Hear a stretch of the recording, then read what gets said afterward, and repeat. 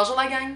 Aujourd'hui, j'ai décidé qu'on pourrait faire une vidéo sur les pinceaux à maquillage abordables. Suite à ma proposition faite lors de ma dernière vidéo des favoris de juillet, j'ai proposé qu'on puisse parler justement de mes pinceaux préférés, aussi à quoi ils servent, puis comment les utiliser. Parce que les pinceaux, c'est un sujet qui est un petit peu comme compliqué, c'est pas vraiment les mêmes pinceaux qui vont plaire à tout le monde, puis ça c'est bien correct. C'est aussi comme quelque chose qui coûte excessivement cher, même si tu achètes des pinceaux abordables, une fois que tu commences à en acheter, ben comme on dirait que tout t'amène à vouloir en acheter comme toujours plus. Puis c'est normal que ce soit un sujet comme un petit peu mélangeant pour tout le monde parce que tu veux pas dépenser ton argent sur des affaires que tu vas pas utiliser finalement ou que tu sauras pas comment utiliser. Fait que je vais faire de mon mieux pour vous expliquer comment moi j'ai choisi mes pinceaux, surtout comme pourquoi est-ce que il y en a certains que j'utilise plus que d'autres, quelle est la différence entre les pinceaux synthétiques puis les pinceaux naturels. Fait que tout ça on va en parler aujourd'hui. Fait que moi généralement j'utilise 5 marques de pinceaux abordables. La majorité peut être trouvée en pharmacie, sinon tu peux les commander sur internet puis c'est généralement pas très compliqué. Fait qu'on va commencer avec les pinceaux pour le fond de teint. Moi j'ai deux pinceaux pour le fond de teint préférés. Le premier c'est de Real Techniques. Vous l'aurez vu surtout au début de ma chaîne, je l'utilisais tout le temps jusqu'à temps que je me procure celui-ci. J'aime encore les deux mais pour des raisons vraiment différentes. Fait que celui de Real Techniques c'est le Expert Face Brush. C'est un pinceau qui est comme assez dense, qui est plutôt court. Puis ce pinceau là permet vraiment d'estomper le fond de teint comme d'une manière super efficace. Ça laisse une super fine couche de fond de teint parce que justement les poils sont aussi denses. Donc ça se trouve en pharmacie. C'est vraiment un bon pinceau en fond de teint. Aussi pendant un bout je l'utilisais pour blender mon cache-cerne. Fait que comme il est pas trop gros, il est vraiment multifonction, tu peux vraiment l'utiliser pour plein de choses. Même pour les produits contour en crème, c'est vraiment efficace. Il est super durable, c'est un pinceau synthétique, donc ça fonctionne bien avec les crèmes, les liquides. Parce que les pinceaux synthétiques ont tendance à moins absorber les liquides, les crèmes, alors que les pinceaux à poils naturels, donc des poils d'animaux, ces pinceaux-là vont avoir tendance à absorber beaucoup plus les produits avec lesquels tu vas les utiliser. Donc moi, en règle générale, je préfère largement utiliser des pinceaux synthétiques, non seulement parce que ça me permet d'avoir plus du produit sur ma face, mais aussi parce que c'est vegan. Fait que ça, c'est à peu près 12$ en pharmacie. Vraiment efficace pour étendre le fond de teint et le cache-cerne. Si tu utilises en général des fonds de teint qui ont une assez bonne couvrance, je te recommande vraiment d'y aller avec ça parce que ça va t'assurer que tu vas pas avoir une couche trop épaisse du fond de teint. Mon deuxième pinceau à fond de teint préféré, ben, c'est le Powder Blurring Brush de e.l.f. Celui-là, tu peux te le procurer en pharmacie. Ce qui est incroyable avec ces pinceaux-là de e.l.f., c'est qu'ils sont 3$ chaque. Il y en a des plus cheap aussi, il y en a comme à 1$, mais la collection à comme 3$ ou 5$, c'est vraiment les meilleurs, puis t'en as tellement pour ton argent. Là, tu fais une grosse commande, puis basically t'as comme tout ton set de pinceaux qui est déjà fait. Fait que celui-là, ben, c'est indiqué que c'est pour la poudre, Powder Blurring Brush. Par contre, moi j'ai tout de suite commencé à l'utiliser pour le fond de teint parce que j'ai remarqué à quel point comme la densité, pour moi ça fonctionnait pas très bien avec la poudre. Je voyais vraiment plus ça avec des crèmes ou des liquides. Donc ce que j'aime de celui-là comparé à celui de Real Techniques, c'est que vous pouvez voir que les poils sont beaucoup plus longs sur celui-là. Donc, ça tire beaucoup moins le produit, c'est beaucoup plus lousse et avec des fonds de teint qui ont une couvrance plus légère, ça va laisser plus de produit. Fait que celui-là c'est mieux, je trouve, pour les fonds de teint, les bébés crèmes à une couvrance super légère. Mais celui-là, ce qui est vraiment le fun, c'est qu'il est tellement doux, puis t'as vraiment l'impression que ça glisse sur ton visage, puis ça tire pas trop le produit. Donc c'est vraiment doux sur la face, puis c'est bon aussi pour le cache-cerne, c'est juste comme un petit peu moins petit, il est vraiment comme très gros. Mais c'est ça que j'aime, c'est qu'il est tellement gros que comme t'estompes ton fond de teint fucking rapidement. On y va en ordre d'application et je continue avec le pinceau pour la poudre. Mon préféré pour la poudre, ben, c'est le Highlighting Brush de e.l.f. C'est encore la même collection à 3$. Celui-là, il a une petite forme comme un petit peu... En anglais, ils appellent ça tapered. Bref, il est plus gros ici puis il finit comme plus mince sur le top.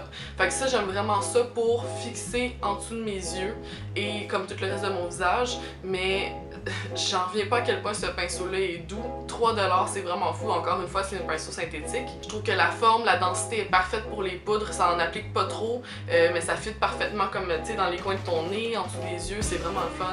Puis ce que j'aime le plus de ce pinceau-là, c'est que les poils, ils filent quasiment comme une petite patte de chat. C'est comme non seulement la forme, mais aussi comme, genre, la densité des poils, là.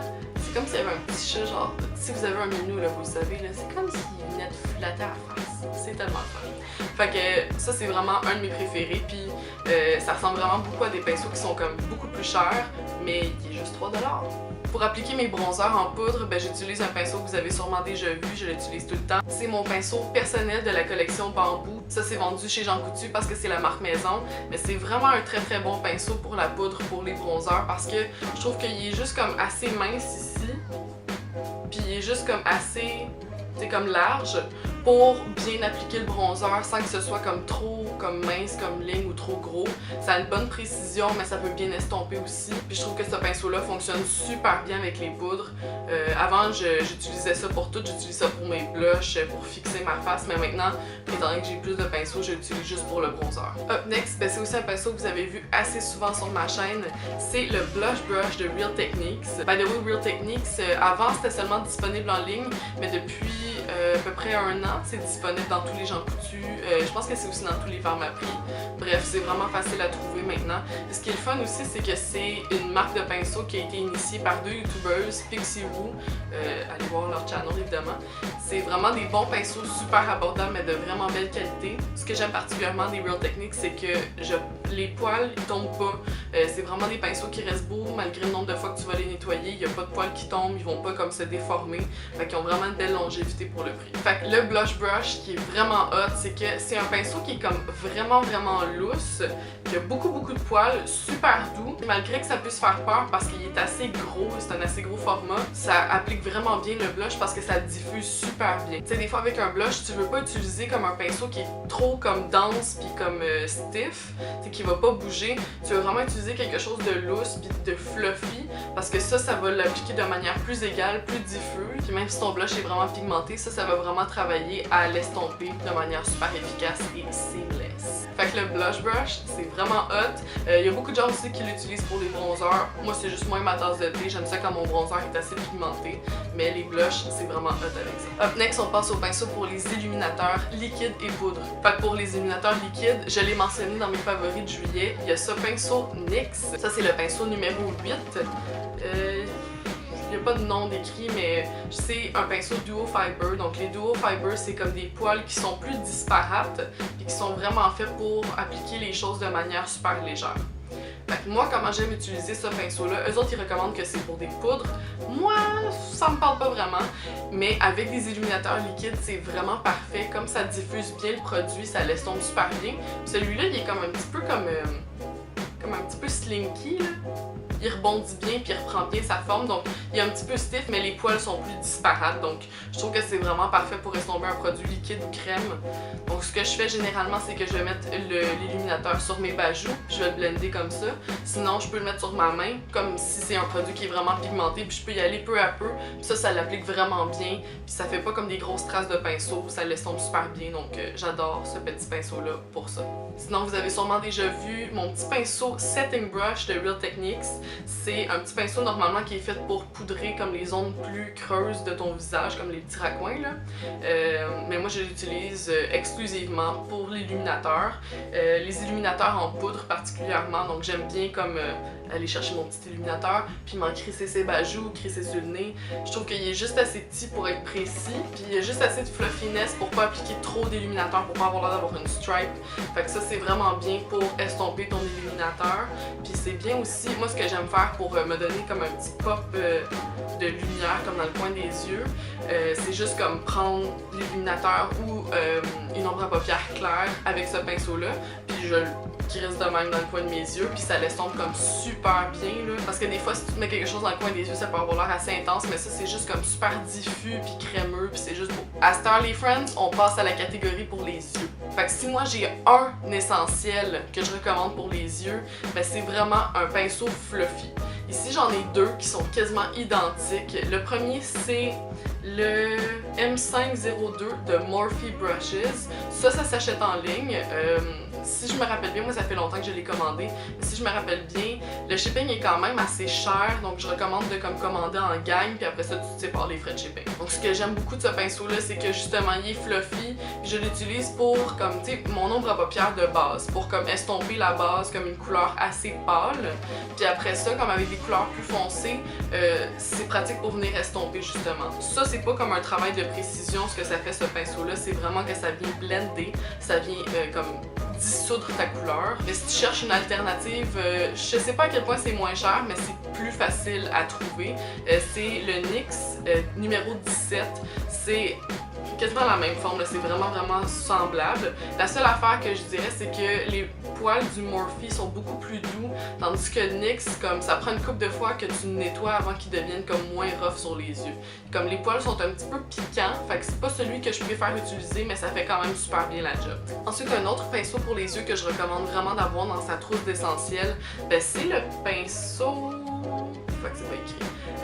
Ça venait dans un petit kit pour les yeux de Real Techniques. Ils ont comme un pouch qui vient avec différents pinceaux pour les yeux. Puis tu les achètes comme en kit, puis ça te coûte à peu près 20$, mais t'as comme 5 pinceaux. Ça vaut vraiment la peine. Justement, si t'as pas beaucoup de pinceaux, ça donne une bonne variété, ça te donne plein d'outils pour essayer des choses. Mais moi, celui-là, c'est vraiment mon préféré de ce kit-là, parce que c'est un petit pinceau qui peut bien estomper, comme, tu sais, il est assez loose ici, il est pas trop dense, mais étant donné qu'il est comme aplati ici, puis plus large, ça fait vraiment une belle job pour venir estomper, mais aussi faire une belle job de précision si tu veux appliquer une couleur plus foncée, mais comme, tu sais, la blender pareil dans ton autre couleur, c'est vraiment parfait. Ça, je l'utilise aussi comme j'ai fait aujourd'hui. D'ailleurs, ça, c'est un look que vous allez pouvoir voir sur la page Facebook dans un de mes mini tutos. Allez vous abonner, Grand-Mère Grunge sur Facebook. Et ça, je l'ai utilisé avec une ombre à paupières liquide. C'est vraiment parfait pour l'estomper parce que, justement, il est un petit peu lousse, mais pas trop. Il est comme juste assez stiff pour bien appliquer la couleur. J'aime vraiment beaucoup ce pinceau-là aussi pour appliquer la couleur en dessous de mes yeux. C'est comme un 2 en 1. Ça applique la couleur puis ça l'estompe. C'est pour ça que je pense que c'est vraiment un essentiel. Je l'utilise vraiment pour plein de choses. Un autre essentiel pour moi, c'est des pinceaux pour appliquer la couleur, des pinceaux plus plats. Donc, j'en ai deux ici. J'ai celui-là, c'est le numéro 201 de la collection Beautifully Precise de e.l.f. C'est comme une super belle collection transparente avec des poils blancs. Là, il est sale, mais bon, c'est la clé. Sinon, j'ai le Eyeshadow Sea Brush de e.l.f. Ça aussi, c'est dans les pinceaux à 3$. Donc, ces deux-là sont assez semblables. Par contre, tu sais, je les utilise à peu près pour la même chose, mais disons, celui-là, il est un petit peu plus épais. Il est plus dense aussi, puis il est beaucoup plus doux que celui-là. Celui-là, il est plus mince, qui a à peu près la même épaisseur, je dirais.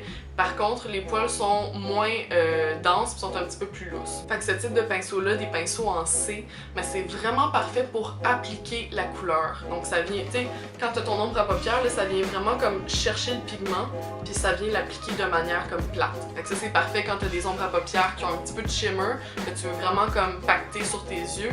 Sinon, ce que j'aime beaucoup, comme ils sont assez minces, c'est les utiliser pour appliquer la couleur en dessous. Fait qu'en dessous et au-dessus, c'est parfait pour venir comme étager les couleurs puis vraiment faire en sorte qu'elles soient super pigmentées. C'est pas comme idéal pour l'estomper parce que c'est assez raide comme pinceau, mais si tu y vas disons avec quelque chose comme ça, c'est vraiment un bon mix. Finalement, s'il y a une chose que je recommande vraiment d'avoir, c'est d'avoir un petit pinceau en angle comme ceux-là. Quelque chose qui puisse à la fois faire tes sourcils puis ton eyeliner ou juste comme venir appliquer une couleur foncée pour donner comme, pour faire office de eyeliner. J'en ai un ici qui venait également dans le kit pour les yeux de Real Techniques. Celui-là est comme assez épais, donc ça je l'utilise plus pour les yeux que pour les sourcils parce que je préfère un petit peu plus de précision. Mais ça fonctionne bien avec les crèmes, c'est vraiment comme un pinceau qui est assez dense. Puis les pinceaux en angle, ben, tu peux vraiment faire plein de choses avec ça. Tu peux donner une forme à ton ombre à paupières, tu peux faire tes sourcils justement, c'est vraiment pratique. Sinon, j'ai mon petit pinceau fidèle de personnel dans la collection Bambou. C'est mon pinceau que j'utilise tous les jours pour mes sourcils. Sinon, quelque chose comme ça, tu vois, celui-là est beaucoup plus mince que celui-là. Puis le plus petit, je l'utilise aussi des fois pour faire comme j'ai fait dans mon tutoriel de look Capricorne, comme le petit inner corner comme nouveau là. Quelque chose de plus félin, ben j'utilise pour ça aussi. Fait que c'est bon d'avoir de la variété, tu sais. Si j'ai une chose à recommander pour un pinceau en angle, c'est d'en prendre un qui est plus précis, comme ça tu peux l'utiliser pour plein de choses parce que quelque chose qui est plus épais comme ça, à la limite, tu pourrais t'en passer. Finalement, ben je vais le plugger ici parce que c'est quelque chose que j'utilise comme régulièrement. Quand ça m'arrive de me faire des masques, moi j'aime vraiment pas ça l'étendre avec mes doigts parce que des fois, je suis comme une personne qui est vraiment freakée par les textures des choses. Des fois, les textures des masques, là, quand je sens qu'ils commencent à sécher sur mes mains, là, je suis juste en parler puis j'ai des frissons, j'aime pas ça.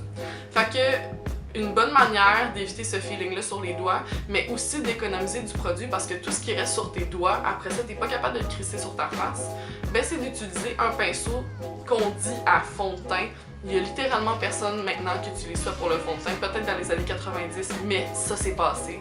C'est du passé les amis, il faut oublier ça. Fait que des pinceaux à fond de teint, ben c'est vraiment pratique pour justement appliquer les masques.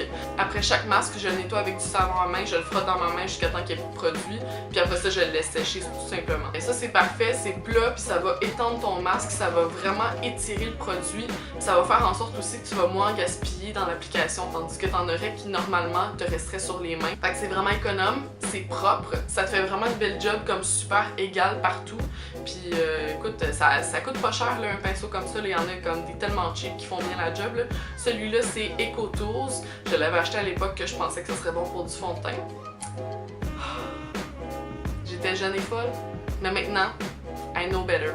Fait que c'est ça, ce petit pinceau-là pour le masque, c'est parfait. Fait que c'est tout pour cette vidéo. J'espère que ce petit crash course express de mes pinceaux préférés, de leurs utilisations, performances, whatever, ça vous a aidé. Si vous avez des questions, n'hésitez pas évidemment à me laisser des commentaires. Ça va me faire plaisir qu'on s'explique un petit peu plus s'il y a des choses qui n'étaient pas claires. Comme d'habitude, évidemment, n'oubliez pas de vous abonner à mon Instagram Grand Margrunge. J'ai publié des choses coquines des fois. Instagram Stories et moi, c'est une grande histoire d'amour qui ne cesse de grandir. Fait qu'allez vous abonner, ça va me faire plaisir qu'on puisse comme être plus intime, vous et moi. Sinon, ben, oubliez pas de vous abonner à ma chaîne sur laquelle vous regardez présentement cette vidéo. C'est important. Help a girl out. On est bientôt rendu à 800 abonnés. Je suis certaine qu'une fois que cette vidéo-là va être publiée, probablement que je serai rendue comme plus loin qu'à 800. Mais moi, mon but, ça va être d'atteindre le 1000 abonnés avant mes 1 an sur YouTube. Fait que let's go les friends, on en parle à ses amis, on s'abonne. Plus j'ai d'abonnés, meilleur est le contenu, plus on a de fun. C'est la meilleure manière de montrer votre support, fait que let's go les friends, on s'abonne. Sinon, ben j'espère que la vie vous traite comme du monde, puis je vous dis à la prochaine.